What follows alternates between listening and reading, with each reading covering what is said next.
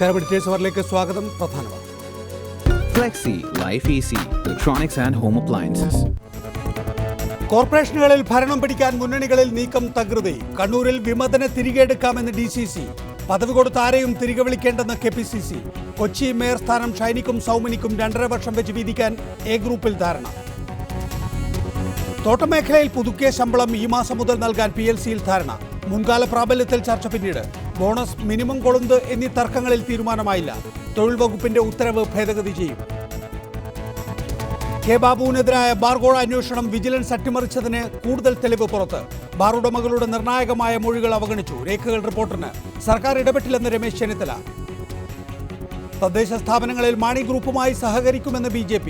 അഴിമതിക്കറ മാണിയിൽ മാത്രം. പാർട്ടിയോട് അകൽച്ചയില്ല. പിന്തുണ ചർച്ച അപ്രസക്തമെന്ന് മാണി ഗ്രൂപ്പ്.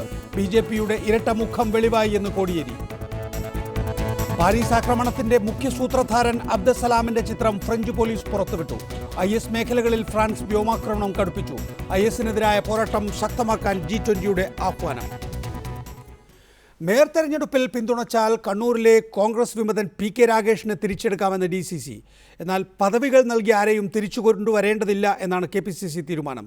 തന്റെ ആവശ്യങ്ങൾ അംഗീകരിച്ചാലേ പിന്തുണക്കാര്യത്തിൽ തീരുമാനമെടുക്കൂ എന്ന് PK രാഗേഷ് പറഞ്ഞു. അതിനിടെ സുമാ ബാലകൃഷ്ണനെ മേയർ സ്ഥാനാർത്ഥിയായും ലീഗിലെ C ഷമീറിനെ ഡെപ്യൂട്ടി മേയർ സ്ഥാനാർത്ഥിയായും UDF പ്രഖ്യാപിച്ചു.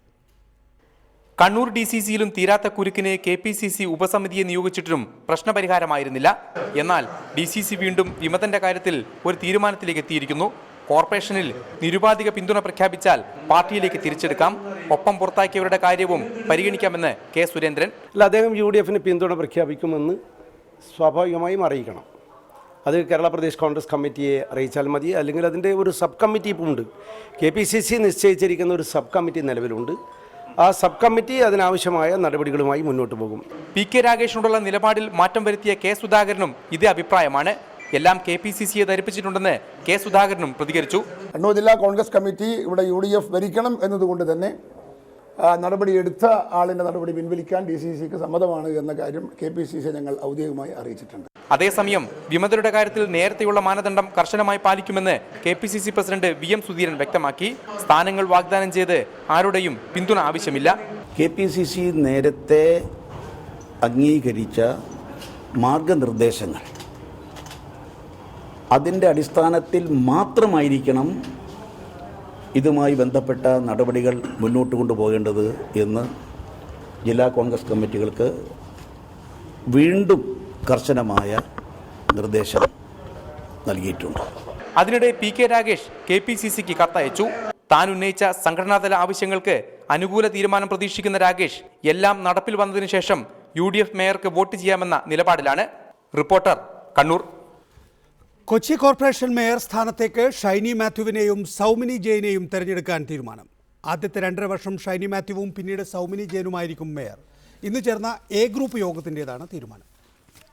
കൊച്ചി കോർപ്പറേഷൻ മേയർ സ്ഥാനത്തേക്ക് ഷൈനി മാത്യുവിനെയും സൗമിനി ജെയിനെയും തെരഞ്ഞെടുക്കാൻ തീരുമാനമായി. എറണാകുളം ഗസ്റ്റ് ഹൗസിൽ മന്ത്രി K ബാബുവിന്റെ നേതൃത്വത്തിൽ ചേർന്ന A ഗ്രൂപ്പിന്റെ കോർ കമ്മിറ്റി യോഗത്തിലാണ് തീരുമാനം. ആദ്യത്തെ 2.5 വർഷം ഷൈനി മാത്യുവും പിന്നീടുള്ള 2.5 വർഷം സൗമിനി ജെയിനും മേയറാവും. കൊച്ചി MLA ആയ ഡൊമിനിക് പ്രസന്റേഷൻ ഷൈനി മാത്യുവിനെ മേയറാക്കണമെന്നാവശ്യപ്പെട്ടപ്പോൾ മുൻ മേയർ ടോണി ചമ്മണി സൗമിനി ജെയിനു വേണ്ടി രംഗത്ത് വരികയായിരുന്നു. ഗ്രൂപ്പിനുള്ളിൽ തന്നെ തർക്കം മൂർച്ഛിച്ചതോടെ K ബാബു ഇടപെട്ട് 2 പേരെയും മേയറാക്കാമെന്ന നിർദ്ദേശം മുന്നോട്ട് വെച്ചു.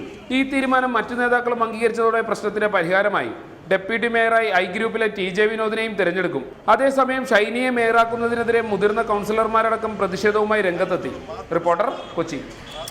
വിഷയത്തിൽ നമ്മോടൊപ്പം PK Ragesh, MV Govindan master, BJP നേതാവ് ഗോപാലകൃഷ്ണൻ, ടോണി ചമ്മണി, മുൻ മേയർ എന്നിവരാണ് വിവിധ സ്റ്റുഡിയോകളിലുള്ളത്. മറ്റുള്ളവരെ ടെലിഫോൺ ലൈനിലും പ്രതീക്ഷിക്കുന്നു. ആദ്യം ശ്രീ PK രാഗേഷ്, ഇതിനകം തന്നെ K സുധാകരനും K സുരേന്ദ്രനും പറഞ്ഞത് ശ്രദ്ധയിൽപ്പെട്ടിട്ടുണ്ടാവുമല്ലോ. മേയറും ആയിക്കഴിഞ്ഞിരിക്കുന്നു, ഡെപ്യൂട്ടി മേയറും ആയിക്കഴിഞ്ഞിരിക്കുന്നു. താങ്കൾ UDFനെ പിന്തുണയ്ക്കുകയാണ് എങ്കിൽ പാർട്ടിയിൽ തിരിച്ചെടുക്കാം.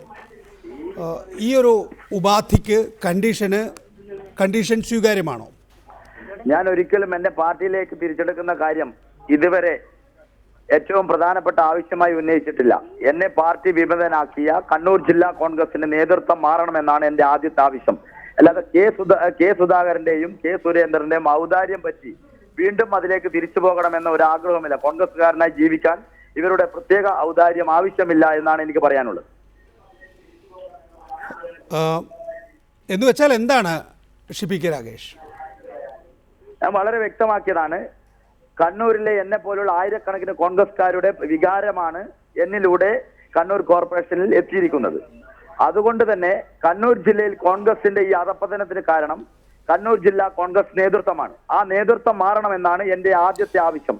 കെ സുരേന്ദ്രൻ DCC അധ്യക്ഷ സ്ഥാനത്ത് നിന്ന് മാറിയാൽ മാത്രമേ താങ്കളുടെ പിന്തുണ UDF-ന് കണ്ണൂർ കോർപ്പറേഷനിൽ ഉണ്ടാകൂ എന്നാണോ പറഞ്ഞു വരുന്നത്? അത് തന്നെയാണ്. കണ്ണൂർ ജില്ലാ കോൺഗ്രസ് നേതൃത്വം മാറണം, അതിനനുസരിച്ച് തീരുമാനം ഉണ്ടാവണമെന്നാണ് എന്റെ ഏറ്റവും പ്രഥമ പരിഗണനയുള്ള ആവശ്യം. അല്ലാതെ കണ്ണൂർ DCC-യോട് ഞാൻ ഒരിക്കലും ആവശ്യപ്പെട്ടില്ല എന്നെ തിരിച്ചു. ഞാൻ എന്റെ ആവശ്യങ്ങളൊക്കെ KPCC-യോടാണ് പറഞ്ഞിരിക്കുന്നത്. കെ സുരേന്ദ്രൻ ഇതാ തിരിച്ചെടുത്തിരിക്കുന്നു, വേണമെങ്കിൽ പിന്തുണ ഉറപ്പിച്ചാൽ തിരിച്ചെടുക്കണമെന്നൊരു ആവശ്യം ഞാൻ ആവശ്യപ്പെട്ടിട്ടില്ല. അങ്ങനെ ഒരു ഔദാര്യം, കെ സുരേന്ദ്രന്റെ ഔദാര്യം പറ്റി കോൺഗ്രസ് നിലനിൽക്കേണ്ട ഒരു ഗതികേട് എനിക്കുണ്ടായിട്ടില്ല. ദയവായി തുടരണം താങ്കൾ ടെലിഫോൺ ലൈനിൽ. VK അബ്ദുൽ ഖാദർ മൗലവി ടെലിഫോൺ ലൈനിലുണ്ട്. ശ്രീ VK അബ്ദുൽ ഖാദർ മൗലവി, പ്രശ്നങ്ങൾ പരിഹരിച്ചു എന്നാണോ ധരിച്ചു വെച്ചിരിക്കുന്നത്? ഇപ്പോൾ PK രാഗേഷ് ടെലിഫോണിൽ പറയുന്നത് എന്നെ തിരിച്ചെടുക്കണമെന്ന ആവശ്യമൊന്നും ഞാൻ ഉന്നയിച്ചിട്ടില്ല, കണ്ണൂർ ജില്ലാ കോൺഗ്രസ് നേതൃത്വം മാറണം, എങ്കിൽ മാത്രമേ തൻ്റെ പിന്തുണ മേയർ തെരഞ്ഞെടുപ്പിൽ UDF-ന് ഉണ്ടാകൂ എന്നാണ്. വലിയ പ്രതിസന്ധിയിലായിപ്പോയല്ലോ UDF കണ്ണൂരിൽ.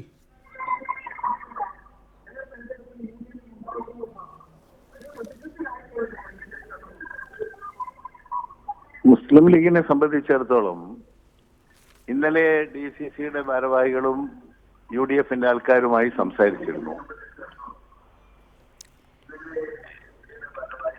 പറയൂ, ടെലിവിഷനിൽ കേൾക്കല്ലേ ദയവായി. ഞങ്ങളുടെ കാര്യങ്ങൾ വളരെ വിശദമായി, ഞങ്ങളുടെ ആശങ്കയും ഞങ്ങളുടെ പ്രശ്നങ്ങളും പറയൂ സർ, കേൾക്കാം. ഞങ്ങളുടെ ആശങ്കയും വളരെ വിശദമായി ഞങ്ങൾ കോൺഗ്രസിന്റെ നേതൃത്വത്തെ ധരിപ്പിച്ചിട്ടുണ്ട്. ആരെ കൊണ്ടുവരണം, എങ്ങനെ കൊണ്ടുവരണം എന്നതൊന്നും ഞങ്ങളെ സംബന്ധിച്ചിടത്തോളം പ്രശ്നമല്ല. ഞങ്ങൾക്ക് അടിസ്ഥാനപരമായുള്ള കാര്യങ്ങളെല്ലാം ഞങ്ങൾ ബന്ധപ്പെട്ടവരെ ബോധ്യപ്പെടുത്തിയിട്ടുണ്ട്. അതിനനുസരിച്ച് മുസ്ലിം ലീഗിന്റെ തീരുമാനവും മറ്റ് കാര്യങ്ങളുമെല്ലാം സംസ്ഥാന. ശരി, ശ്രീ VK അബ്ദുൽ ഖാദർ മൗലവി, ഞാൻ തിരിച്ചെത്താം താങ്കളിലേക്ക്. ശ്രീ MV ഗോവിന്ദൻ മാസ്റ്റർ, ഇപ്പോഴും PK രാഗേഷിന്റെ പിന്തുണ CPM LDF തേടുന്നുണ്ടോ?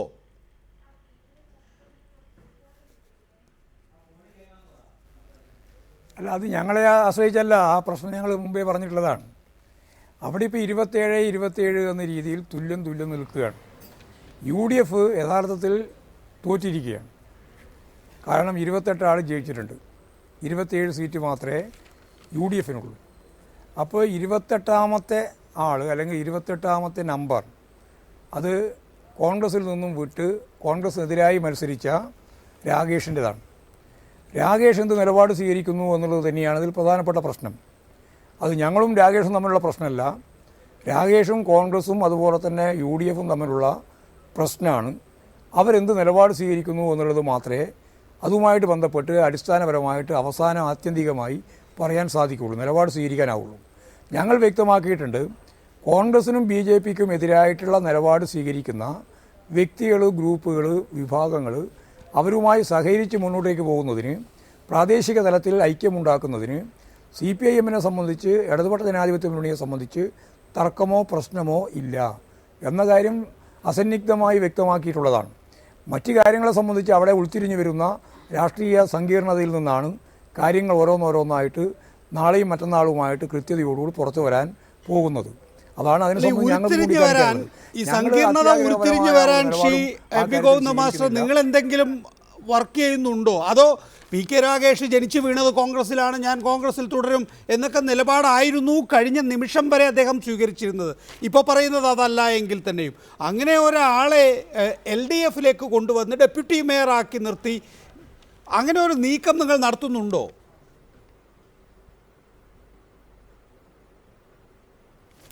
അല്ല, അതാണ് ഞാൻ പറഞ്ഞത്. ഞങ്ങൾ നീക്കം നടത്തിയിട്ട് എന്താ കാര്യം? ഇവിടെ നടക്കേണ്ടുന്ന കാര്യം എന്താണ്?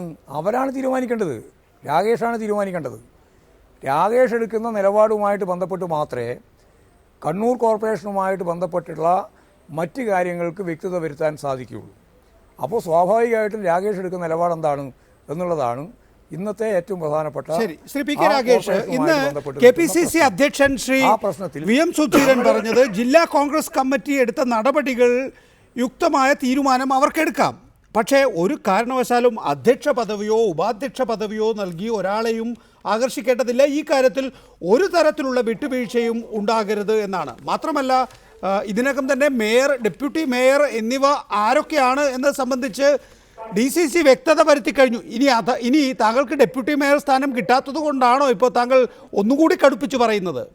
DCCക്ക് അങ്ങനെ വ്യക്തമാക്കാൻ DCCക്ക് 27 അംഗങ്ങളെ വെച്ചുകൊണ്ട് എങ്ങനെയാണ് മേയർ പദവിയും അതുപോലെ തന്നെ ഡെപ്യൂട്ടി മേയർ പദവിയും ഭൂരിപക്ഷത്തോടെ വിജയിപ്പിക്കാൻ സാധിക്കുക?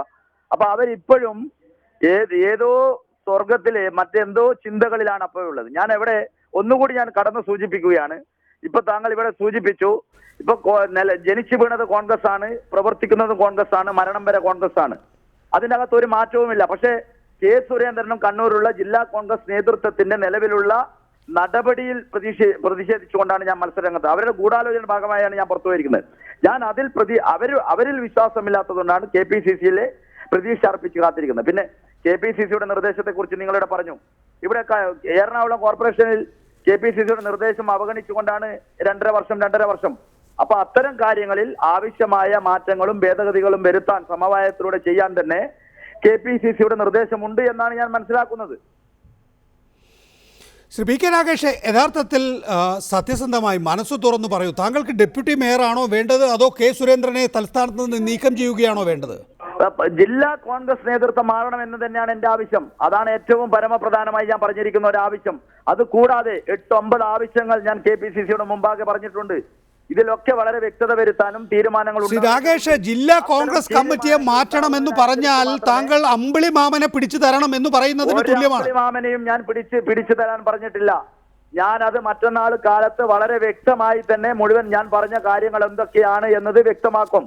അതിന്റെ അകത്ത് മറ്റൊരു കാര്യങ്ങളിലേക്കൊന്നും കടക്കാനില്ല. അതിൽ പിടിച്ചു തരാനോ ഞാൻ പറഞ്ഞ കാര്യങ്ങൾ കണ്ണൂർ ജില്ലയിലോ കേരളത്തിലെ കോൺഗ്രസ് നേതൃത്വത്തിന് നടപ്പാക്കാൻ സാധിക്കാത്ത ഒരു കാര്യവും ഞാൻ പറഞ്ഞിട്ടില്ല. ശ്രീ അബ്ദുൽ ഖാദർ മൗലവി, നിങ്ങളുടെ കയ്യിലുള്ള ആ ഡെപ്യൂട്ടി മേയർ സ്ഥാനമുണ്ടല്ലോ, അതെടുത്ത് പി കെ രാഗേഷിന് കൊടുക്കുക. പി കെ രാഗേഷ് UDFനെ പിന്തുണയ്ക്കും. ആ ഉറപ്പ് പി കെ രാഗേഷ് ഇപ്പോൾ നൽകുന്നുണ്ട് വാക്കുകൾക്കിടയിലൂടെ.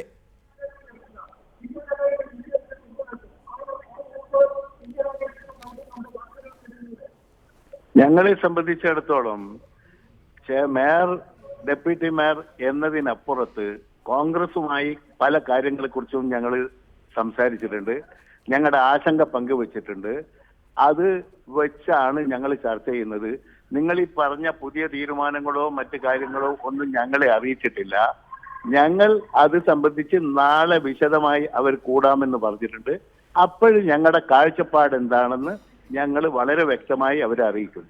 അത് സംസ്ഥാന മുസ്ലിം ലീഗിന്റെ തീരുമാനവും നിർദ്ദേശവും അനുസരിച്ചാണ് ഞങ്ങൾ ഇവിടെ പ്രവർത്തിച്ചു കൊണ്ടിരിക്കുന്നത്. പക്ഷേ അബ്ദുൽ ഖാദർ മൗലവി UDFന് പുറത്ത് സംസാരിക്കുന്നുണ്ടോ? CPMുമായി സംസാരിക്കുന്നുണ്ടോ?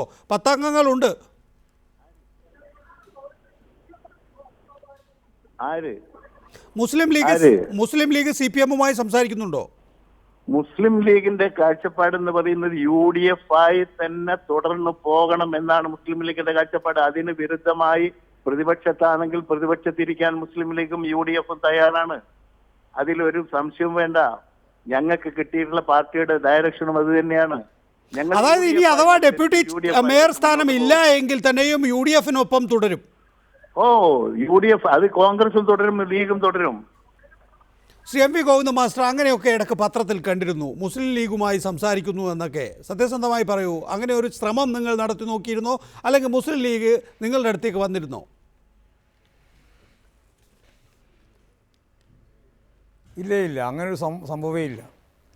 ഇടതുപക്ഷ ജനാധിപത്യ മുന്നണി വ്യക്തമായിട്ട് തീരുമാനിച്ചിട്ടുണ്ട്, കോൺഗ്രസ് ആയിട്ടോ UDFൻ്റെ ഭാഗമായിട്ട് നിൽക്കുന്ന പ്രസ്ഥാനങ്ങളുമായിട്ടോ BJPയുമായിട്ടോ ഒരൈക്യവും ഉണ്ടാക്കാൻ സാധിക്കുന്നതല്ല, രാഷ്ട്രീയമായ കൂട്ടുകെട്ടുണ്ടാക്കാൻ സാധിക്കുന്നതല്ല എന്ന നിലപാട് ഞങ്ങൾ സ്വീകരിച്ചിട്ടുണ്ട്. അപ്പോൾ ആ നിലപാടിൽ നിന്നുകൊണ്ടാണ് ഞങ്ങൾ മുന്നോട്ടേക്ക് പോകുന്നത്. ലീഗ് എന്ന രീതിയിൽ CPIMുമായി അല്ലെങ്കിൽ ഇടതുപക്ഷ ജനാധിപത്യ മുന്നണിയുമായി സഹകരിച്ച് മുന്നോട്ടേക്ക് പോകാൻ സാധിക്കുന്ന രാഷ്ട്രീയ സാഹചര്യമല്ല ഇന്നത്തെ ഈ കേരള രാഷ്ട്രീയത്തിലുള്ളത് എന്ന് പകൽ വെളിച്ചം പോലെ എല്ലാവർക്കും അറിയുന്നതാണ്.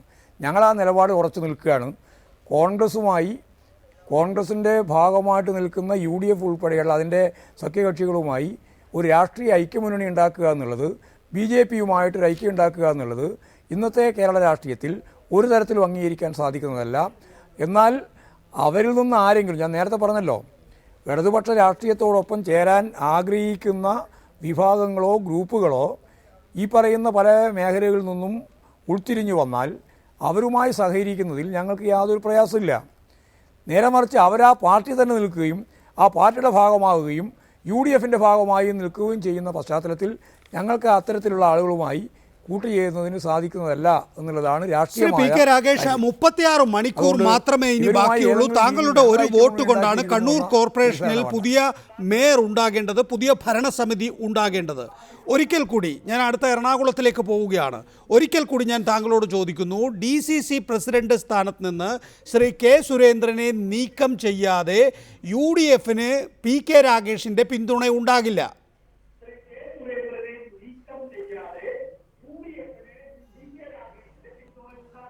ഞാൻ വളരെ വ്യക്തമാക്കിയിട്ടുണ്ട്. KPCC നേതൃത്വത്തോട് കണ്ണൂർ ജില്ലയിലെ ഈ കോൺഗ്രസ് നേതൃത്വത്തിന്റെ പരാജയത്തെക്കുറിച്ച് വളരെ വ്യക്തമാണ്. നേതൃത്വം മാറണം. 36 മണിക്കൂറല്ല, അവസാനത്തെ ഒരു സെക്കൻഡിലും വളരെ ഉചിതമായ തീരുമാനം കൈക്കൊള്ളുകയും കണ്ണൂരിൽ മേയർ സ്ഥാനാർത്ഥിയായി ഒരു വനിത വിജയിച്ചിരിക്കുമെന്നതിൽ ഒരു സംശയം വേണ്ട. ഇല്ല, വ്യക്തതയില്ല. ശ്രീ പി കെ രാഗേഷ്, അവസാനത്തെ വാചകത്തിൽ വ്യക്തതയില്ല. വനിത ഒരു നിമിഷത്തിലും തീരുമാനമെടുത്ത് ഒരു വോട്ട്, അത് ഉചിതമായ സമയത്ത് ഉചിതമായ തീരുമാനമെടുത്ത് വോട്ട് ചെയ്തിരിക്കും. എന്റെ ചോദ്യം താങ്കൾക്ക് വ്യക്തതയുണ്ടല്ലോ, ഇത്രയേ ഉള്ളൂ. കെ സുരേന്ദ്രനെ നീക്കം ചെയ്യാതെ പി കെ രാഗേഷിന്റെ വോട്ട് UDF മാറണമെന്ന് തന്നെയാണ് എന്റെ ആവശ്യം. അതെ, മാറണം എന്നുള്ളത് താങ്കളുടെ ആവശ്യം. മാറണം എന്നുള്ളത് ശ്രീ പി കെ രാഗേഷ് താങ്കളുടെ ആവശ്യമായി ഞാൻ അംഗീകരിക്കുന്നു. അതെല്ലാവർക്കും മനസ്സിലായി. പക്ഷെ മാറിയില്ല എങ്കിൽ പി കെ രാഗേഷിന്റെ പിന്തുണ എന്തായിരിക്കും?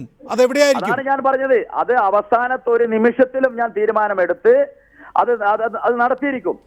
അതിന് 36 മണിക്കൂറൊന്നും വേണ്ട. അവസാന നിമിഷം മാത്രമേ താങ്കൾ തീരുമാനം പ്രഖ്യാപിക്കൂ എന്ന് മാത്രമേ പറയുന്നുള്ളൂ. അല്ലാതെ കെ സുരേന്ദ്രനെ മാറ്റിയില്ലെങ്കിൽ, തുടക്കത്തിൽ താങ്കൾ സംസാരിച്ചപ്പോൾ എനിക്ക് അങ്ങനെ സംശയം തോന്നി, കെ സുരേന്ദ്രനെ മാറ്റിയില്ലെങ്കിൽ താങ്കളുടെ പിന്തുണ കോൺഗ്രസിനും UDFനും ഉണ്ടാകില്ല. കെ സുരേന്ദ്രനെ മാറ്റാതെ UDFന് വോട്ട് ചെയ്യുന്ന ഞാൻ പറഞ്ഞില്ലല്ലോ. ഉചിതമായ തീരുമാനം ആ സമയത്ത് എടുക്കും, അവസാനത്തെ ഒരു നിമിഷത്തിലും എടുക്കും. ശ്രീ MV ഗോവിന്ദ മാസ്റ്റർ, ഒറ്റ ചോദ്യം, വളരെ ചുരുക്കിയുള്ള ഉത്തരം ഞാൻ പ്രതീക്ഷിക്കുന്നു. പി കെ രാഗേഷ് LDFനാണ് പിന്തുണയ്ക്കുന്നത് എങ്കിൽ പി കെ രാഗേഷിന് ഡെപ്യൂട്ടി മേയർ സ്ഥാനം LDF നൽകുമോ?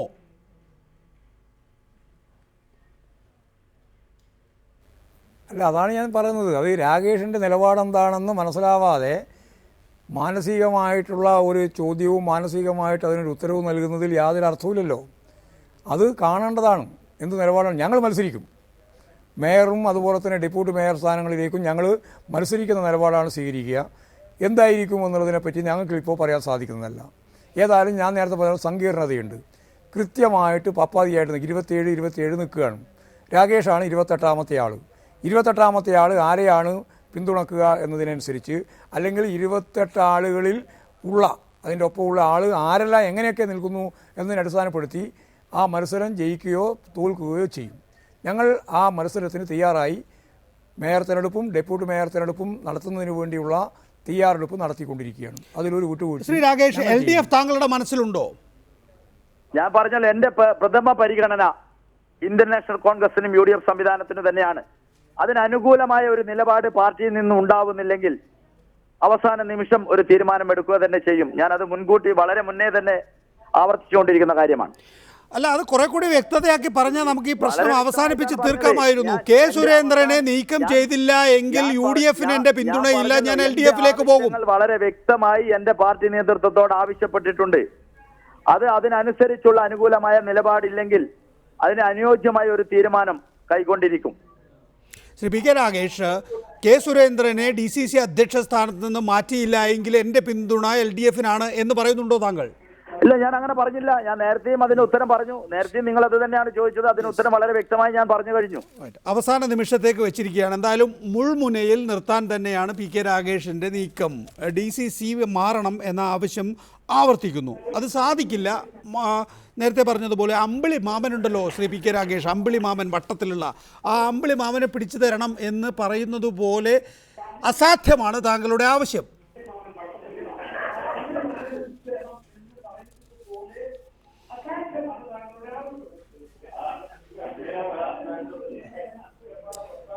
ശ്രീ ടോണി ചമ്മണി, ഇന്ന് KPCC അധ്യക്ഷൻ ശ്രീ VM സുധീരൻ ഒരുപാട് കാര്യങ്ങൾ നിഷ്കർഷിക്കുന്നു. തദ്ദേശ ഭരണ തെരഞ്ഞെടുപ്പിലെ ഭരണസമിതികളെ തീരുമാനിക്കുന്ന കാര്യത്തിൽ വളരെ ഗൗരവമായി കാണും വീഴ്ച വരുത്തുന്ന ഓരോ ജില്ലാ കമ്മിറ്റികളുടെയും നടപടികൾ എന്ന് അദ്ദേഹം പറയുന്നു. ഭരണസമിതിയിൽ എന്തുകൊണ്ടാണ് സീനിയോറിറ്റി നിങ്ങൾ പരിഗണിക്കാത്തത്?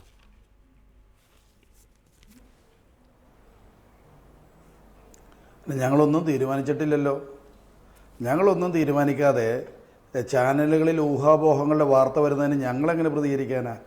അതുകൊണ്ട് ഇപ്പോൾ ഞാനിപ്പോൾ ഇവിടെ സ്റ്റുഡിയോയിൽ വന്നിരുന്നപ്പോൾ റിപ്പോർട്ടർ ചാനലിലെ കൊച്ചി കോർപ്പറേഷനുമായി ബന്ധപ്പെട്ട വാർത്ത അവതാരകൻ പറഞ്ഞത് കേട്ടു. അതിൽ ഞാൻ ടോണി ചമ്മണി എന്ന നിലയിൽ ഞാൻ പറയുന്നു, ഞാൻ ഒരു സ്ഥാനാർത്ഥിയും പിന്തുണക്കുന്നില്ല. അപ്പോൾ നിങ്ങളുടെ റിപ്പോർട്ടർ ഇവിടെ നൽകിയിട്ടുള്ള വാർത്ത ശരിയല്ല എന്ന് ഞാൻ പറയുന്നു. കാരണം എൻ്റെ പേര് കൂടി ചേർത്ത് ഒരു സ്ഥാനാർത്ഥിയെ പിന്തുണക്കുന്നു. അതുകൊണ്ട് തെറ്റായ വാർത്തകൾ നിങ്ങൾ കൊടുക്കുകയും അതിന് വന്ന് ചാനൽ സ്റ്റുഡിയോയിൽ വന്ന് മറുപടി പറയണമെന്ന് പറഞ്ഞാൽ അല്പം ബുദ്ധിമുട്ടാണ്. ഞങ്ങളുടെ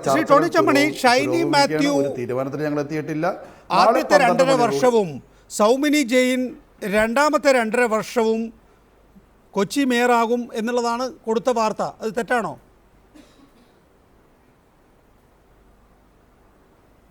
അങ്ങനൊരു തീരുമാനവും അങ്ങനൊരു ധാരണയും ഞങ്ങളുടെ പാർട്ടിക്കകത്ത് ഉണ്ടായിട്ടില്ല. ഞങ്ങളുടെ പാർട്ടി DCC പ്രസിഡന്റ് കൺവീനറായിട്ടുള്ള ഒരു സമിതിയുണ്ട്. ആ സമിതി നാളെയും വന്ന് കൂടുന്നുണ്ട്. ആ ഒരു സമിതിയിൽ മാത്രമായിരിക്കും അത്തരം കാര്യങ്ങൾ. അതുകൊണ്ട് ഇതെല്ലാം ഊഹാപോഹങ്ങളാണ് എന്ന് മാത്രമാണ് ഈ സന്ദർഭത്തിൽ ഞാൻ പറയാൻ ആഗ്രഹിക്കുന്നത്. തുടരുക ഡെലീന പിൻഹേറോ, കൊച്ചി നഗരസഭയിലെ മുതിർന്ന കൗൺസിലർ. ശ്രീമതി ഡെലീന പിൻഹേറോ, താങ്കൾ 3 വട്ടമാണോ ഇപ്പോൾ കൗൺസിലർ ആയിരിക്കുന്നത്? കൊച്ചി മേയർ ആരായിരിക്കണം എന്നത് സംബന്ധിച്ച് ഡെലീന പിൻഹേറോയുടെ നിലപാട് എന്താണ്? എന്നോടാണ്? അതെ അതെ അതെ അതെ.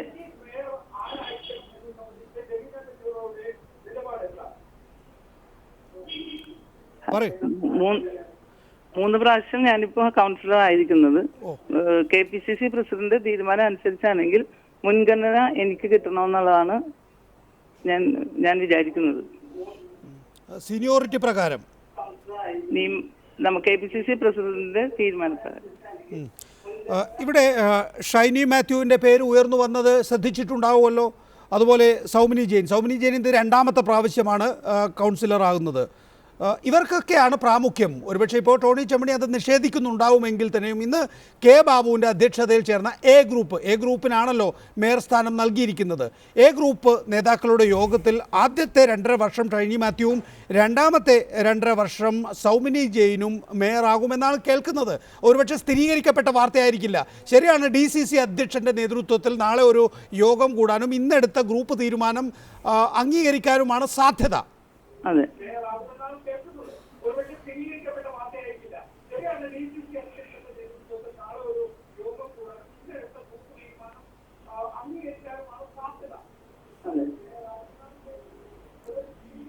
അങ്ങനെയാണോ സംഭവിക്കുക? അങ്ങനെ നാളെ കൂടുന്ന തീരുമാനത്തിലായിരിക്കും ഒരു തീരുമാനം വരുന്നതെന്നാണ് ഞാൻ വിചാരിക്കുന്നത്. ഒന്ന് ഫോണിൽ കൂടെ കേൾക്കുക, TV ഒന്ന് മ്യൂട്ട് ചെയ്യുക ദയവായി. ഷൈനി മാത്യു ടെലിഫോൺ ലൈനിൽ. ശ്രീമതി ഷൈനി മാത്യു, മേയറാകാൻ ഒരുങ്ങി നിൽക്കുകയാണോ? ആദ്യ 2.5 വർഷം താങ്കൾക്കാണ് എന്ന അറിയിപ്പ് ലഭിച്ചിട്ടുണ്ടോ?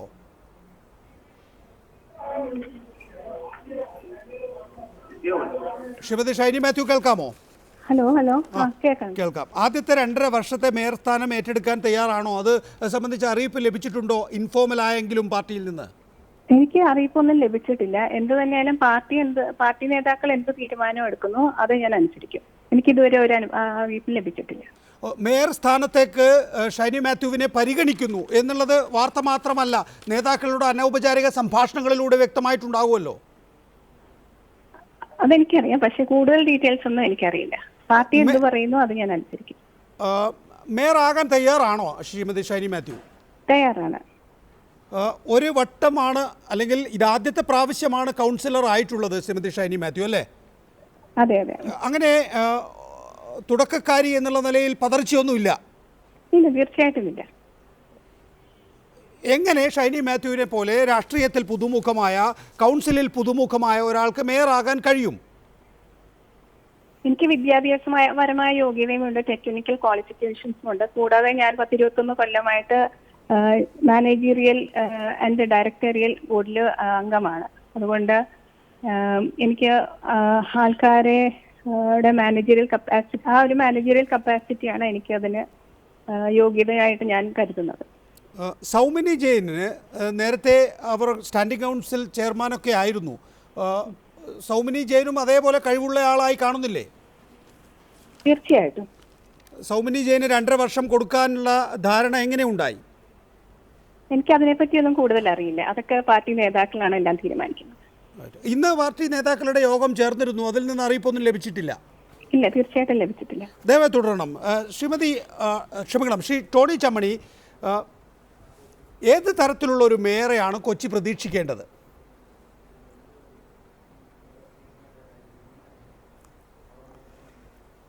ഞങ്ങൾക്കൊരു സംവിധാനമുണ്ട് നികേഷ്.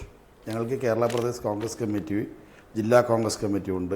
ഇതുമായി ബന്ധപ്പെട്ട് KPC പ്രസിഡന്റ്, KPC എക്സിക്യൂട്ടീവ് തീരുമാനിച്ച കാര്യങ്ങളുണ്ട്.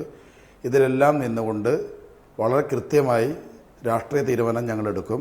ആ കാര്യത്തിൽ ഞങ്ങൾക്കൊരു ആശങ്കയില്ല. അല്ല, നിങ്ങളുടെ ആശങ്കകൾക്ക് ഒരു 24 മണിക്കൂർ മാത്രമേ ഇനി ആയുസുള്ളൂ. ശ്രീ ടോണി ചമ്മണി, അങ്ങനെ എന്തെങ്കിലും പ്രത്യേകിച്ച് നിർദ്ദേശമുണ്ടോ? എന്താണ് കോൺഗ്രസിന്റെ മാർഗനിർദ്ദേശം? അത് ഈ പറയുന്ന തുടക്കക്കാരിക്ക് മേയർ സ്ഥാനം നൽകുന്നത് അടക്കമുള്ള കാര്യങ്ങൾക്ക് മാർഗനിർദ്ദേശം എന്തെങ്കിലും ലഭിച്ചിട്ടുണ്ടോ? ഉണ്ടെങ്കിൽ അതെന്താണ്?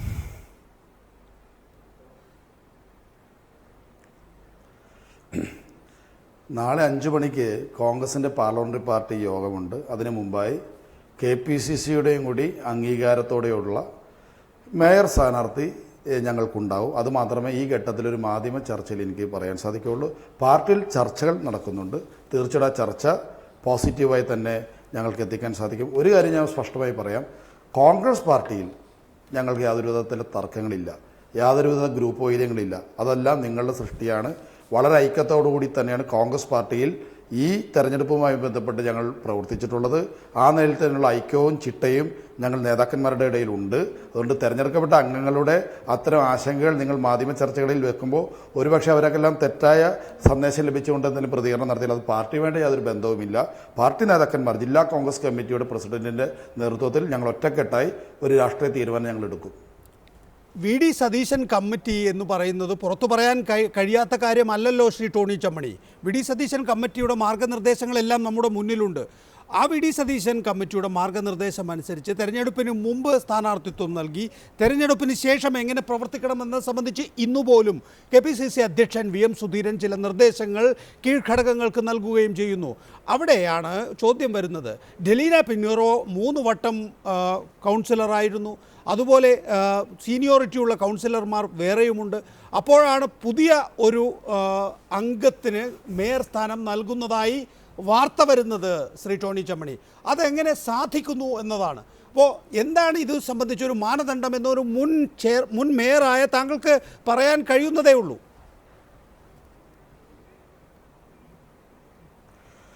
ഞാൻ അറിയാത്ത വാർത്തകൾക്ക് ഞാനെങ്ങനെ പ്രതികരിക്കാനാ?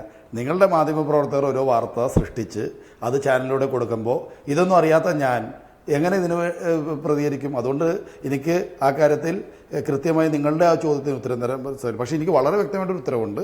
നാളെ 5 മണിക്കത്തെ കോൺഗ്രസ് പാർലമെൻ്ററി പാർട്ടിക്ക് മുമ്പായി ഞങ്ങളുടെ പൊളിറ്റിക്കൽ ഡിസിഷൻ അക്കാര്യത്തിൽ ഉണ്ടാകും. ശ്രീമതി ഡെലീന പിന്നീറോ, ഏറ്റവും മുതിർന്ന കൗൺസിലർ എന്നുള്ള നിലയിൽ നാളെ പാർലമെൻ്ററി പാർട്ടിയിൽ സ്വന്തം സ്ഥാനാർത്ഥിത്വം മുന്നോട്ട് വെക്കുന്നുണ്ടോ? പാർട്ടി തീരുമാനിക്കട്ടെ. പാർട്ടി നേതാക്കന്മാരാണ് ഞങ്ങൾക്ക് അതിൽ തീരുമാനം എടുക്കേണ്ടത്. പാർട്ടിയുടെ നേതാക്കന്മാരാണ് ഞങ്ങളെ വിളിച്ചിട്ടുള്ളതും അവിടെ വെച്ചുള്ള തീരുമാനപ്രകാരം ഞാൻ മുന്നോട്ട് പോകും. മേയർ സ്ഥാനത്തേക്ക് KPCCയുടെ മാർഗനിർദ്ദേശം കീഴ്ഘടകങ്ങൾ പ്രത്യേകിച്ച് DCC പാലിക്കുകയാണ് എങ്കിൽ ഏറ്റവും ഉചിതമായ സ്ഥാനാർത്ഥി ആരായിരിക്കും ശ്രീമതി ഡെലീന പിന്നീറോ? KPCCയുടെ നിർദ്ദേശം അനുസരിച്ചുള്ള ഉചിതമായ തീരുമാനമാണ് എടുക്കണമെങ്കിൽ ആ ചാൻസ് എനിക്ക് വരാൻ സാധ്യതയുണ്ട്. പക്ഷെ എങ്കിലും ഞാൻ ആ പാർട്ടി നേതാക്കന്മാർ അനുസരിച്ച് മുന്നോട്ട് പോവുകയുള്ളൂ. പാർട്ടിക്ക് മറ്റ് മാനദണ്ഡങ്ങൾ ഉണ്ട് എന്ന് വിശ്വസിക്കുന്നുണ്ടോ? ഇപ്പോൾ സംസാരിച്ച ഷൈനി മാത്യു ഒരു വ്യവസായ ഗ്രൂപ്പിൽ നിന്ന് വരുന്ന ആളാണ്. ഷൈനി മാത്യുവിന് മുൻഗണന ലഭിക്കുന്നത് മേയർ സ്ഥാനം കച്ചവടം ചെയ്തതാണ് എന്ന് പ്രതിപക്ഷം പറയുന്നുണ്ട്.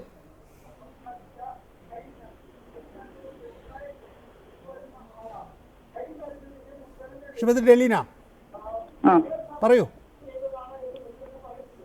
കേട്ടില്ല. മേയർ സ്ഥാനം കച്ചവടം ചെയ്തതാണ് എന്ന് പോലും പ്രതിപക്ഷം ആരോപണം ഉന്നയിക്കുന്നുണ്ട്. ഷൈനി മാത്യു ഒരു വ്യവസായ ഗ്രൂപ്പിൽ നിന്ന് വരുന്ന ആളാണ്. അവരാദ്യമായിട്ടാണ് കൗൺസിലിൽ വരുന്നത്. ആദ്യമായിട്ടാണെങ്കിൽ പോലും അവർക്ക് മേയർ സ്ഥാനം ആദ്യത്തെ 2.5 വർഷം കിട്ടാനിടയുണ്ട് എന്നാണ് വാർത്തകൾ വരുന്നത്. ആ നിലയിൽ മേയർ സ്ഥാനം കച്ചവടം ചെയ്യപ്പെടുന്നു എന്ന പരാതി ഉണ്ടോ? ഇല്ല, ഞാനത് അറിഞ്ഞിട്ടില്ല, കേട്ടിട്ടില്ല. പത്രം വായിച്ചിട്ടില്ലേ? ഇല്ല, പത്രം വായിച്ചതിലൊന്നും ഞാൻ ഇങ്ങനെ ഇത്തരത്തിലുള്ള വാർത്തകൾ കേട്ടിട്ടില്ല. എങ്ങനെയാണ് ഷൈനി മാത്യുവിനെ പോലെ പുതുമുഖമായ ഒരു കൗൺസിലർക്ക് മേയർ സ്ഥാനം ലഭിക്കുന്നത്? എനിക്കറിയില്ല, അത് പാർട്ടിയുടെ തീരുമാനമല്ലേ. തുടരുക. തൃശ്ശൂരിലേക്ക് പോയാൽ തൃശ്ശൂരിൽ LDF 25-ഉം UDF 21-ഉമാണ്. BJPക്ക് 6. Shri Gopalakrishnan, 25-ഉള്ള LDF 3 വിമതരിൽ ഒരാളെ ഇതിനകം തന്നെ പിന്തുണ ഉറപ്പാക്കിയിട്ടുണ്ട്. 26 ആയിരിക്കുന്നു. 28 കേവല ഭൂരിപക്ഷത്തിന് ലഭിക്കാനുള്ളത്. 2 കോൺഗ്രസ് വിമതരെ കൂടെ കൂട്ടുകയാണ് എങ്കിൽ കേവല ഭൂരിപക്ഷമായിരിക്കുന്നു. എന്തായിരിക്കും BJP അവിടെ ചെയ്യാൻ പോകുന്നത്? ഒന്ന്, തൃശ്ശൂരിൽ അതാണ് സ്ഥിതിയെങ്കിൽ തിരുവനന്തപുരത്തും വലിയ അംഗങ്ങളെ കൗൺസിലിലേക്ക് എത്തിക്കാൻ കഴിഞ്ഞിട്ടുണ്ട്. BJPക്ക് മേയർ തെരഞ്ഞെടുപ്പ് പൂച്ചക്കെന്ത് പൊന്നൊരുക്കുന്നിടത്ത് കാര്യം എന്നൊക്കെ ആയിരുന്നു പണ്ട് കാലത്ത് BJPയെക്കുറിച്ച് കൗൺസിലുമായി ബന്ധപ്പെട്ട കാര്യങ്ങളെക്കുറിച്ച് സംസാരിക്കുന്നതെങ്കിൽ ഏറ്റവും കുറഞ്ഞത് തിരുവനന്തപുരത്തും തൃശ്ശൂരും അതല്ല സ്ഥിതി. BJP ഇക്കാര്യത്തിലൊരു നയരൂപീകരണം നടത്തിയിട്ടുണ്ടോ? ആരെങ്കിലും പിന്തുണയ്ക്കണോ, അതോ പിന്തുണയ്ക്കണ്ടേ, അതോ പുറത്തിരിക്കുകയാണോ വേണ്ടത് തുടങ്ങിയ കാര്യങ്ങളിൽ?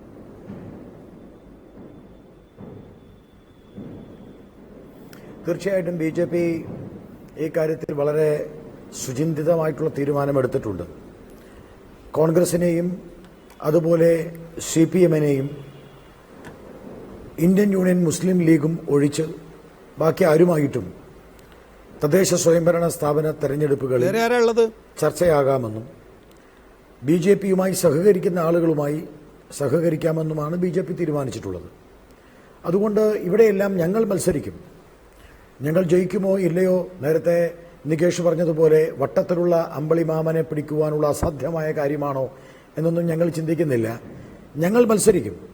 ഞങ്ങളുടെ കൂടെ വരാൻ ആഗ്രഹിക്കുന്നവർ ആരായാലും അവരെ ഞങ്ങൾ സ്വീകരിക്കും. എനിക്കൊരു രാഷ്ട്രീയമായിട്ട് ഒരു കൗതുകം തോന്നിയ ഒരു ചർച്ച എറണാകുളത്തെക്കുറിച്ചൊരു നികേഷ് സംസാരിച്ചു.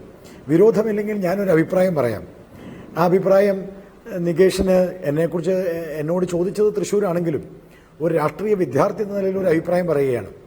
കച്ചവടം കൊണ്ടോ അല്ലെങ്കിൽ പൈസ കൊടുത്തു മേടിച്ചതോ ഒന്നും ആവാൻ സാധ്യതയില്ല അവിടെ എറണാകുളത്തെ ചെയർമാൻ സ്ഥാനം.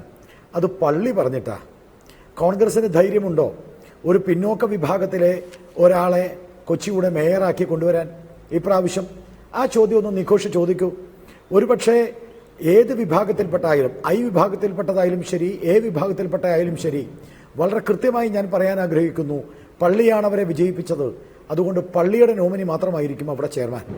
വേണമെങ്കിൽ ഇവിടെ ശ്രീ ഗോപാലകൃഷ്ണൻ താങ്കൾക്ക് തെറ്റിപ്പോയി. ശരിയാണ്, ഇവിടെ N വേണുഗോപാൽ അടക്കമുള്ളവർ പറഞ്ഞിരുന്നു ലത്തീൻ കത്തോലിക്ക പ്രതിനിധിയാണ് മേയർ സ്ഥാനത്തേക്ക് വരിക എന്ന്.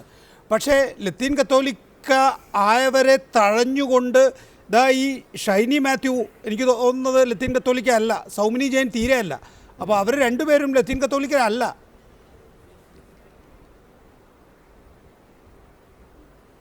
ഞാൻ ലത്തീൻ കത്തോലിക്കയുടെ കാര്യമല്ലല്ലോ പറഞ്ഞത്. ലത്തീൻ അവസാന സമയത്തുണ്ടായിട്ടുള്ള ചർച്ച നികേഷ് അറിഞ്ഞിട്ടുണ്ടല്ലോ എറണാകുളത്തെ കാര്യത്തിൽ. ഇത് ലത്തീൻ കത്തോലിക്കയുടെ കാര്യം ഞാൻ പറഞ്ഞിട്ടില്ല. ഞാൻ പറഞ്ഞത് എന്താണെന്ന് നികേഷ് കേട്ടുമല്ലോ. ലത്തീൻ കത്തോലിക്ക വിഭാഗത്തിലെ ആളെ കൊണ്ടുവരേണ്ട കാര്യമല്ല ഞാൻ സൂചിപ്പിച്ചത് അവിടെ പള്ളിയുമായിട്ടും വളരെ കൃത്യമായിട്ടുള്ള ധാരണ നടന്നിരുന്നു.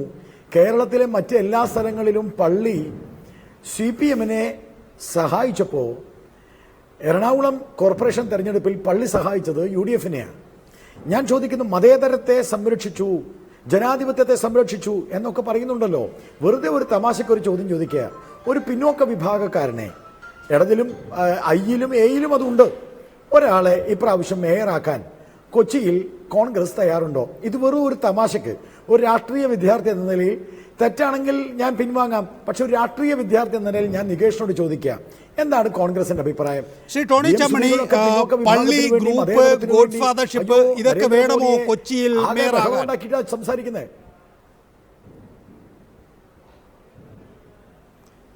ഇതൊന്നും വസ്തുതകൾക്ക് നിരക്കുന്ന വാദങ്ങളല്ല.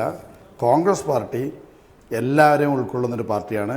കോൺഗ്രസ് പാർട്ടി കൊച്ചിയിൽ മാത്രമുള്ള പാർട്ടിയല്ല, കേരളത്തിലാകെ എല്ലാ പഞ്ചായത്തുകളിലും, മുനിസിപ്പാലിറ്റികളിലും, ജില്ലാ പഞ്ചായത്തിലും, മുനിസിപ്പൽ കോർപ്പറേഷനുകളിലും അധികാരമുള്ളൊരു പാർട്ടിയാണ്. കേരളത്തിലാകെ എല്ലാവരെയും ഉൾക്കൊള്ളുന്നൊരു പാർട്ടിയാണെന്ന് കോൺഗ്രസിൻ്റെ ചരിത്രവും പാരമ്പര്യവും ഈ പറഞ്ഞ മാന്യദേഹത്തിന് കൃത്യമായി അറിയാത്തതുകൊണ്ടായിരിക്കാം ചിലപ്പോൾ അദ്ദേഹം അത്തരത്തിലൊരു വാദഗതി വെച്ചിട്ടുള്ളത്. എല്ലാവരെയും ഉൾക്കൊള്ളുന്ന ഒരു പാർട്ടി തന്നെയാണ്. സ്വഭാവം കാത്തു സൂക്ഷിക്കും അതാത് പ്രദേശങ്ങളുടെ എല്ലാ സാഹചര്യം. ശ്രീ ടോണി ചമ്മണി, എന്നെ ഗോപാലകൃഷ്ണൻ നിർബന്ധിക്കുന്നത് എറണാകുളത്ത് ഐയിലും എയിലും ഒരു പട്ടികജാതിക്കാരനും ഒരു പിന്നോക്ക വിഭാഗക്കാരനും ഒക്കെ ഉണ്ട്, എന്തുകൊണ്ട് അവരെ ഒന്നും മേയറാക്കാതെ നിങ്ങൾ ഈ പറയുന്ന പള്ളി സ്ഥാനാർത്ഥികളെ ആക്കുന്നു? തുടർച്ചയായി, ഒരു തവണയല്ല, തുടർച്ചയായി.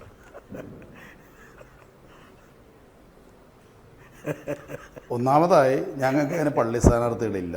പാർട്ടി തീരുമാനിച്ച, പാർട്ടിയുടെ ഡിവിഷൻ കമ്മിറ്റികളും മണ്ഡലം കമ്മിറ്റികളും തീരുമാനിച്ച KPC അംഗീകരിച്ച സ്ഥാനാർത്ഥികളാണ്. മറ്റ് എതിരാളികൾ പറയുന്ന ആക്ഷേപങ്ങൾക്ക് ഞാൻ മറുപടി കൊടുക്കേണ്ടതായിട്ടില്ല. Shri M V Govinda master, നിങ്ങളും അങ്ങനെ ചെയ്യാറില്ലേ? ഒരു സമുദായത്തിന്റെ അധീന മേഖലയിൽ ആ സമുദായത്തിൽ നിന്നൊരാളെ സ്ഥാനാർത്ഥിയാക്കുക, അവരെ മേയറാക്കുക, മന്ത്രിയാക്കുക തുടങ്ങിയ കാര്യങ്ങൾ?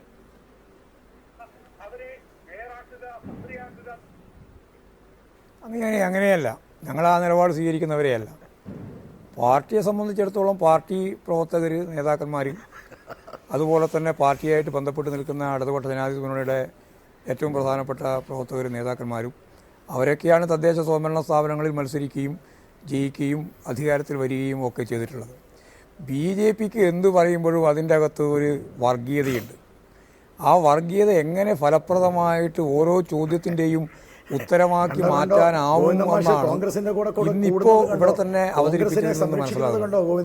അതുകൊണ്ട് വർഗീയതക്കെതിരായ നിലപാട് ഗോപാലകൃഷ്ണൻ ചോദിക്കുന്നത് പ്രസക്തമാണ്. Shri M V Govinda master, എന്തിനാണ് ഈ കോൺഗ്രസിനെ സപ്പോർട്ട് ചെയ്യാൻ പോകുന്നത് എം വി ഗോവിന്ദ മാസ്റ്റർ എന്നാണ്. കോൺഗ്രസ് അങ്ങനെ ചെയ്യാറുണ്ട് എന്ന് ഗോവിന്ദ മാസ്റ്റർ പറയുമെന്നാണ് ഗോപാലകൃഷ്ണൻ പ്രതീക്ഷിച്ചത്.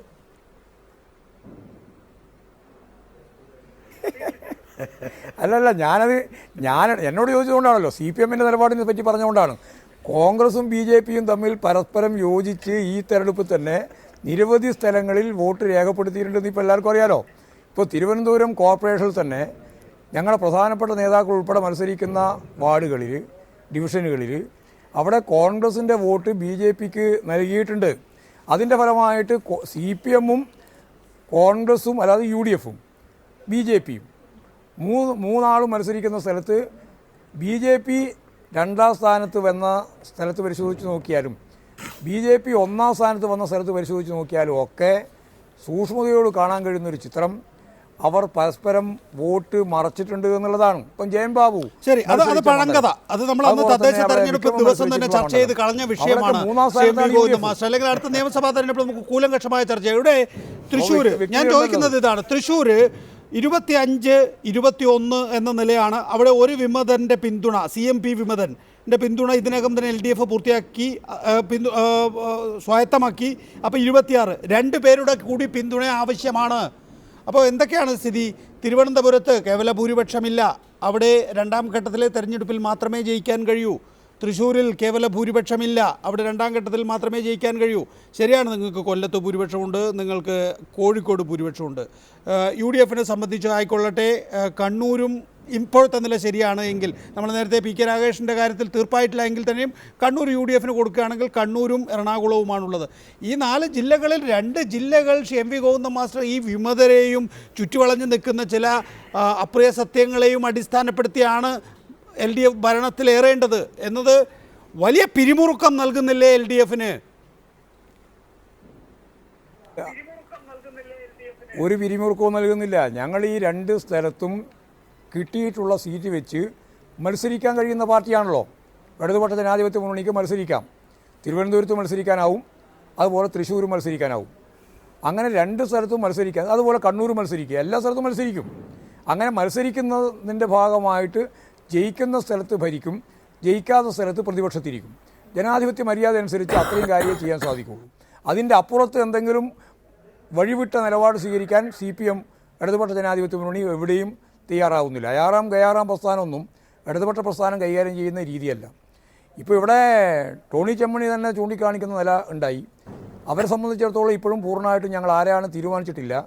പക്ഷേ എ ഗ്രൂപ്പിൻ്റെ യോഗം ചേർന്നപ്പോൾ 2 ആളെ 2.5 കൊല്ലം തീരുമാനിച്ചിട്ടുണ്ട്.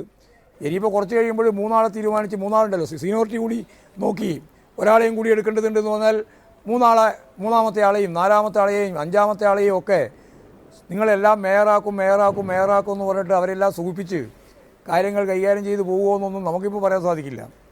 ആ സങ്കീർണതയിലേക്കൊന്നും ഞാനിപ്പോൾ പോകാൻ അല്ല, അതൊരു സങ്കീർണത എന്നുള്ളതല്ല, അതിനപ്പുറത്തേക്ക് കോൺഗ്രസിന്റെ തന്നെ മാർഗനിർദ്ദേശമാണ്. ഒരിക്കൽ കൂടി ശ്രീ ടോണി ചമ്മണി, ഞാൻ അതിലേക്ക് വരികയാണ്.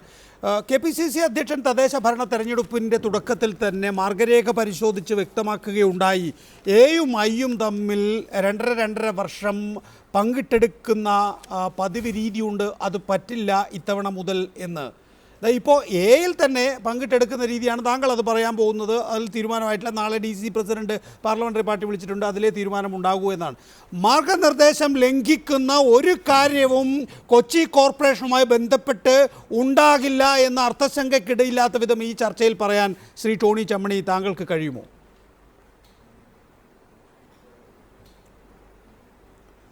ഒരു കാര്യം എനിക്ക് അർത്ഥശങ്കയ്ക്കിടയില്ലാത്ത വിധം ഈ ചർച്ചയിൽ പറയാൻ കഴിയും. കോൺഗ്രസ് പാർട്ടി നാളെ എടുക്കുന്ന തീരുമാനം KPCCയുടെ തീരുമാനത്തിന് വിധേയമായി തന്നെ ഞങ്ങൾ ഒരു തീരുമാനം. KPCCയുടെ തീരുമാനം ഇതാണ്, എയും തമ്മിൽ പങ്കിട്ടെടുക്കുന്ന രീതി പറ്റില്ല എന്നാണ്. അത് ഐയും അല്ല, ഇവിടെ എയും തന്നെയാണ്. കാരണം കൊച്ചി കോർപ്പറേഷൻ എ ഗ്രൂപ്പിനും ജില്ലാ പഞ്ചായത്ത് ഐ ഗ്രൂപ്പിനും നൽകിയാണല്ലോ ആ കാര്യത്തിൽ വിഭജനം പൂർത്തിയാക്കിയിട്ടുള്ളത്. അപ്പോൾ എയിൽ തന്നെ 2 കാൻഡിഡേറ്റ് ഉണ്ടായതുകൊണ്ട് 2.5 എന്നുള്ള നിലയിലാണ് കാര്യങ്ങൾ തീർപ്പാക്കിയിരിക്കുന്നത്.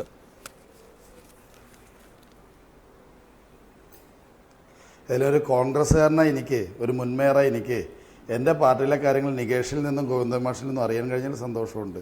അപ്പോൾ ഇതാണ് ഇവിടുത്തെ സ്ഥിതി. അപ്പോൾ ഞാൻ അറിയുന്ന, ഇതിൻ്റെ ഭാഗമായി ഞാൻ അറിയാത്ത കാര്യങ്ങൾ നിങ്ങൾ പറയുമ്പോൾ അതിൻ്റെയൊക്കെ നിജസ്ഥിതി നിങ്ങൾ തന്നെ മനസ്സിലാക്കണം. ഇപ്പോൾ ഗോവിന്ദൻ മാഷ് പറയുന്നത് 2.5 ഞങ്ങളുടെ പാർട്ടിയിൽ അത്ര ഒരു തീരുമാനമോ ധാരണയോ ആകാത്ത കാര്യങ്ങളാണ്. അപ്പോൾ ഒരു കാര്യം മനസ്സിലാക്കുക, പ്രചരിക്കുന്ന കാര്യങ്ങൾ വസ്തുതകളുമായി ബന്ധമില്ലാത്തതാണ്. ചർച്ചകൾ പുരോഗമിക്കുന്നുണ്ട്, അത് ഞാൻ പറയാൻ ആഗ്രഹിക്കുന്നു. പക്ഷേ ഞാൻ പറയുന്നത് ചർച്ചകൾ പുരോഗമിക്കുന്നത് നാളെ തീരുമാനമാകാൻ പോകുന്നത് KPC പ്രസിഡന്റ് കൂടി അംഗീകാരമുള്ള വിധേയമായ തീരുമാനം തന്നെയായിരിക്കും.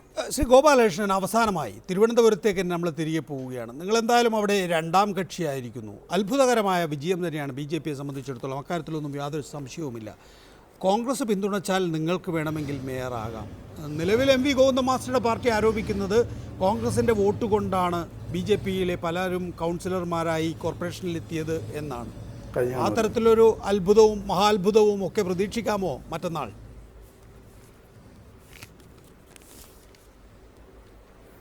ഗോവിന്ദമാഷ് പറഞ്ഞത് ശുദ്ധ നുണയും അസംബന്ധവുമാണ്. കേരളത്തിൽ BJPയെ അധികാരത്തിൽ നിന്ന് മാറ്റി നിർത്തുവാൻ വേണ്ടി എല്ലാ സ്ഥലങ്ങളിലും കോൺഗ്രസും CPMും തമ്മിലാണ് ബന്ധമുണ്ടാക്കിയത്, വോട്ട് കച്ചവടം ഉണ്ടാക്കിയത്. നികേഷെ, എനിക്ക് നേരിട്ട് ചുമതലയുണ്ടായിരുന്നത് കൊടുങ്ങല്ലൂർ മുനിസിപ്പാലിറ്റിയാണ്. കൊടുങ്ങല്ലൂർ മുനിസിപ്പാലിറ്റിയിൽ 16 സ്ഥലത്ത് BJP ജയിച്ചു. 2ാം വാർഡിൽ കോൺഗ്രസിന് സ്ഥാനാർത്ഥിയില്ല. കമ്മ്യൂണിസ്റ്റ് പാർട്ടിക്ക് വേണ്ടി പരസ്യമായിട്ട് കോൺഗ്രസ് പ്രവർത്തിച്ചു. എന്നു മാത്രമല്ല, 13,000 വോട്ടുണ്ടായിരുന്ന കോൺഗ്രസിന് 7,000 വോട്ടേ ഉള്ളൂ. പല സ്ഥലങ്ങളിലും CPM പരാജയപ്പെട്ടു. അവിടെ CPM പരസ്യമായി കോൺഗ്രസിന് വേണ്ടിയിട്ടാണ് വോട്ട് പിടിച്ചത്. എത്ര ഉദാഹരണം ഞാൻ തരണം? 7 സ്ഥലത്ത് BJP ഏതാണ്ട് 25 വോട്ടിന് താഴെയാണ് അവിടെ പരാജയപ്പെട്ടത്. കേരളത്തിൽ പല സ്ഥലങ്ങളിലും. അത് നികേഷെ നമ്മൾ ധാരാളം ചർച്ച ചെയ്തതാണ്, ഞാനത് കൂടുതൽ പറയാൻ ആഗ്രഹിക്കുന്നില്ല. പക്ഷെ ഒരു കാര്യം നികേഷിനോട് പറയാതിരിക്കാൻ വയ്യ. BJPയെ അധികാരത്തിൽ നിന്ന് മാറ്റി നിർത്താൻ അവണിശ്ശേരി പഞ്ചായത്ത്, തൃശ്ശൂർ ജില്ലയിലെ അവണിശ്ശേരി പഞ്ചായത്തിൽ BJPയെ അധികാരത്തിൽ നിന്ന് മാറ്റി നിർത്തുവാൻ എന്ന പേരിൽ കോൺഗ്രസും CPMും തമ്മിൽ സഖ്യമുണ്ടാക്കിയിരിക്കുന്നു. എന്തു പറയാനുണ്ട് ഗോവിന്ദമാഷ്ക്ക്? ഇനി കണ്ണൂർ കോർപ്പറേഷനെ കുറിച്ച് പറഞ്ഞു. കണ്ണൂർ കോർപ്പറേഷനെ കുറിച്ച് പാവം രാകേഷിന്റെ പിന്നാലെ നടക്കുന്ന ഗതികേടിലേക്ക് CPM എത്തി. രാകേഷ് ഇപ്പോഴും പറയുന്നത് ഞാൻ കോൺഗ്രസ്സുകാരനാണ്.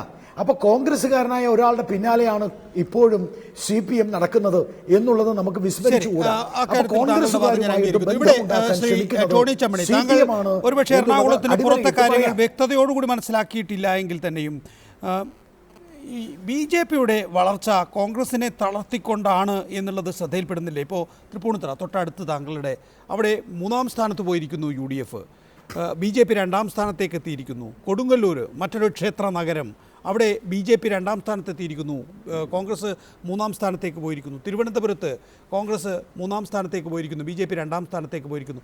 വലിയ തോതിൽ ആശങ്ക തോന്നുന്നില്ലേ?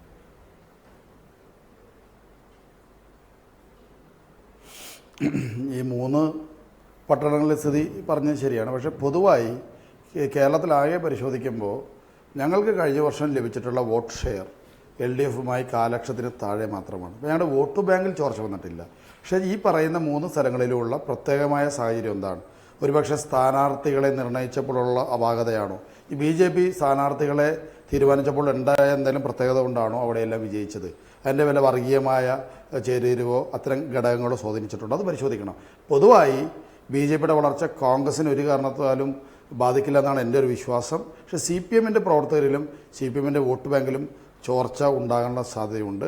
കോൺഗ്രസിന് BJPയുടെ വളർച്ച സംഘടനാപരമായി ബാധിക്കില്ല. പക്ഷേ BJPയുടെ രാഷ്ട്രീയ വളർച്ച ചെറുത്ത് നിന്ന് തോൽപ്പിക്കേണ്ടത് കോൺഗ്രസിൻ്റെയും CPMൻ്റെയും അതാണോ ഈ തെരഞ്ഞെടുപ്പ് നൽകുന്ന ട്രെൻഡ് എന്നുള്ളത് സംബന്ധിച്ച് കുറെ കൂടി വ്യക്തത വരുത്തേണ്ടതുണ്ട് കോൺഗ്രസ് പാർട്ടി എന്നാണ് വിശ്വസിക്കുന്നത്. വളരെ നന്ദി Shri MV Govinda master, Tony Chammani, PK Ragesh, Deleena Pinhero, Gopalakrishnan, ഒപ്പം തന്നെ ഈ വിഷയത്തിൽ സംസാരിച്ച ഷൈനി മാത്യു, VK അബ്ദുൽ ഖാദർ മൗലവി.